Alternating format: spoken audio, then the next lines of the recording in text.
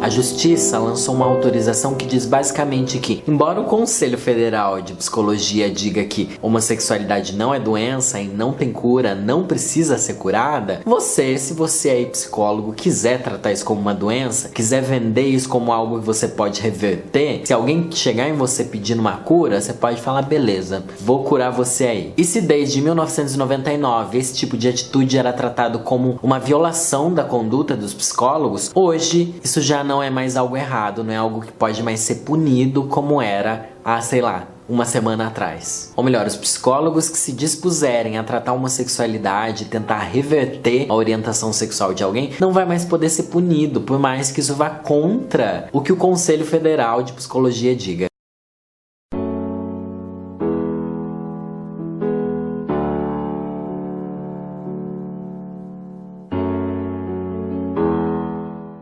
Entre um sangue meu, por exemplo, e de um homossexual, posso falar aqui, ô Felipe?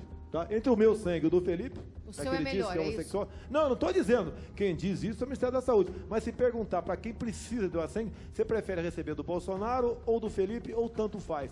Você vai ver que a resposta... Calma.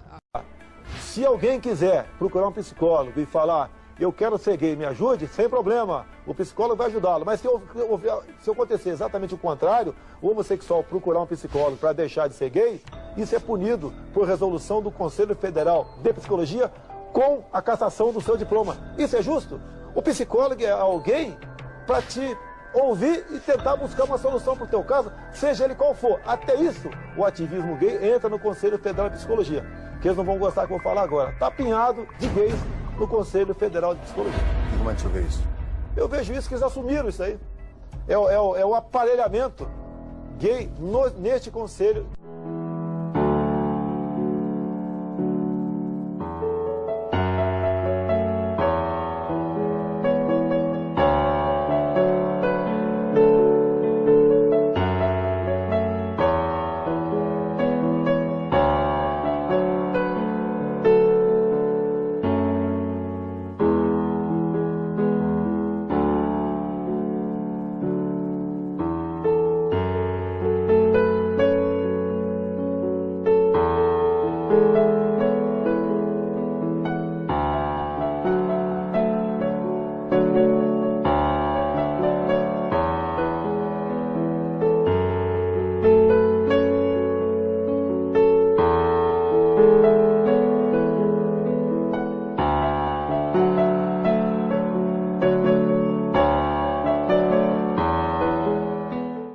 Homossexualidade não é opção, e sim orientação pessoal de cada um. É assim que o coordenador do Conselho Regional de Psicologia se refere ao questionamento do projeto. De acordo com Eduardo Moita, o tratamento realizado no passado com homossexuais não atingiu aos resultados esperados. Só pode existir tratamento se existir doença. No momento que a OMS, a Organização Mundial da Saúde, tira do rol das suas doenças a homossexualidade, não existe tratamento onde não existe doença. Então, o Conselho Federal de Psicologia se coloca contra esse argumento de doença.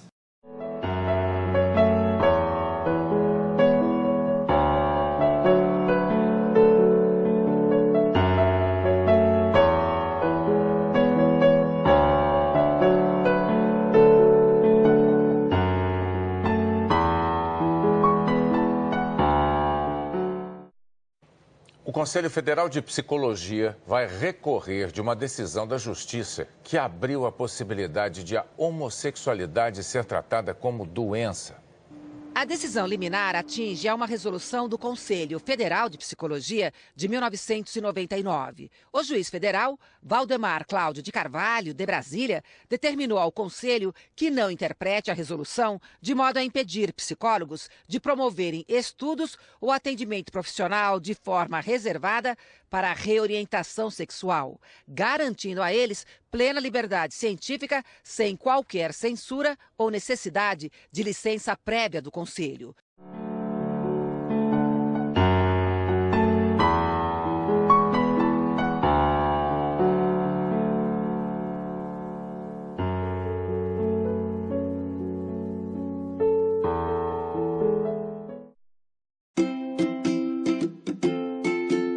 Olá, eu sou Ana Sandra Fernandes, vice-presidente do Conselho Conselho Federal de Psicologia e estou aqui para dizer a vocês da alegria com que recebemos a decisão do Supremo Tribunal Federal em conceder liminar ao CFP, mantendo íntegra e eficaz toda a Resolução 0199.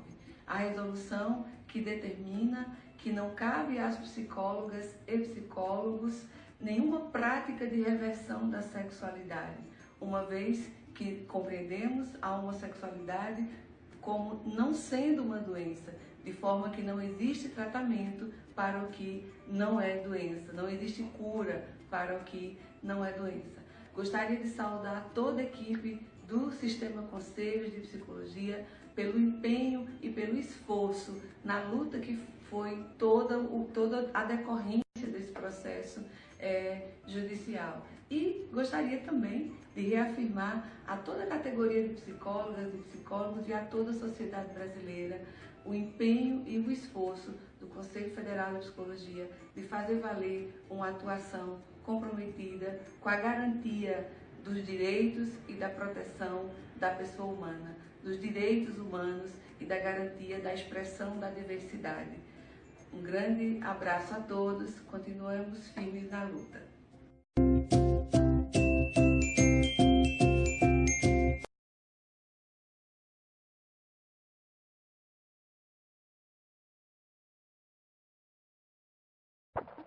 40 pessoas dentro de uma cela, vários dormindo no chão. Descaso, falta de vontade política, falta de coragem política. O Brasil, ele trabalha com uma lógica que é a verdadeira lógica do absurdo. 8 mil detentos só no Pavilhão 9, 2.500. Determinadas cadeias desse país não deixam nada a desejar, campos de concentração. As pernas tremem mesmo, porque você vê a morte. Ele, com certeza absoluta, sai pior. Nós temos aproximadamente quase 600 mil presos. 40% dessa população são pessoas ainda que estão em situação provisória. Pessoas ainda que nem foram julgadas. A nossa justiça criminal condena demais, né? Condena mal e manda para a cadeia uma montanha de gente que podia ter tido outro tipo de pena. A lei de execução penal ela é uma lei de 1984 e essa lei estabelece que cada pessoa que fica encarcerada deve ter observado um espaço mínimo de 6 metros quadrados.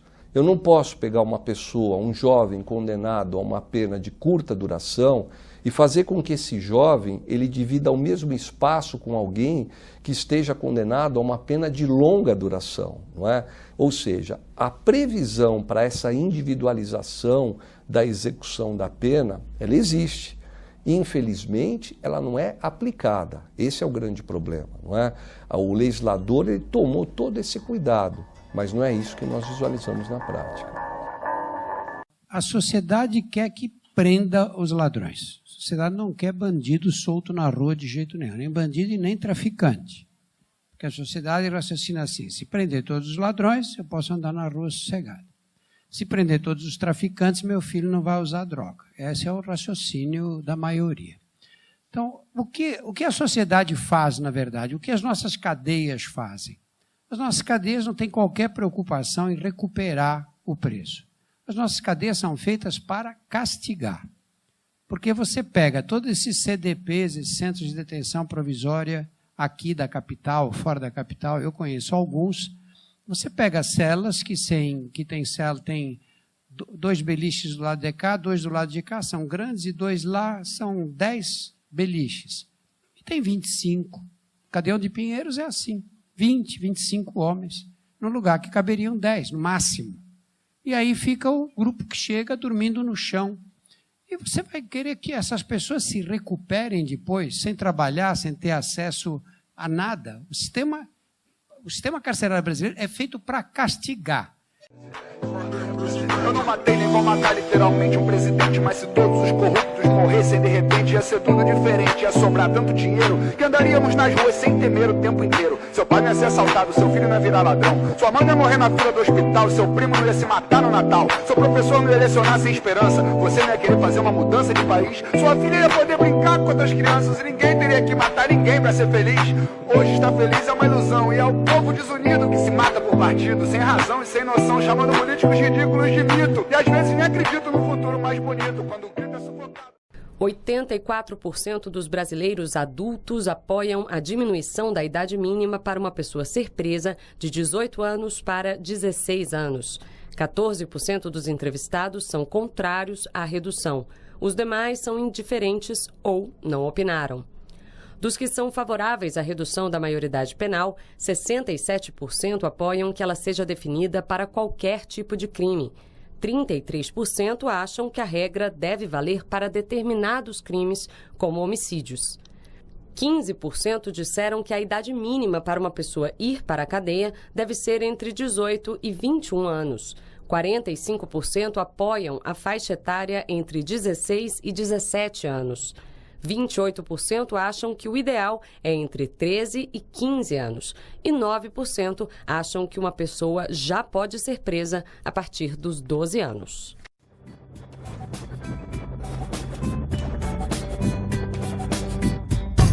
A terra tá soterrada de violência, de guerra, de sofrimento, de desespero. A gente tá vendo tudo, tá vendo a gente, tá vendo no nosso espelho, na nossa frente, tá vendo na nossa frente aberração, tá vendo, tá sendo visto, querendo ou não, tá vendo no fim do túnel, escuridão, tá vendo no fim do túnel, escuridão, tá vendo a nossa morte anunciada, tá vendo a nossa vida valendo nada, tô vendo chovendo sangue no meu jardim, tá lindo o sol caindo que nem granada, tá vindo um carro bomba na contramão, tá vindo um carro bomba na contramão, tá vindo um carro bomba na contramão, tá vindo o suicídio. Por que a psicologia é contra a redução da maioridade penal e contra o aumento do tempo de internação? Temos que pensar que idade penal não é uma questão matemática. Números, na verdade, são relativos, né? Nós poderíamos perguntar com que idade uma criança efetivamente anda, com que idade uma criança efetivamente fala, e com que idade, efetivamente, um adolescente se torna adulto? De reincidência no nosso sistema prisional, nas cadeias, nos presídios, é de 70%.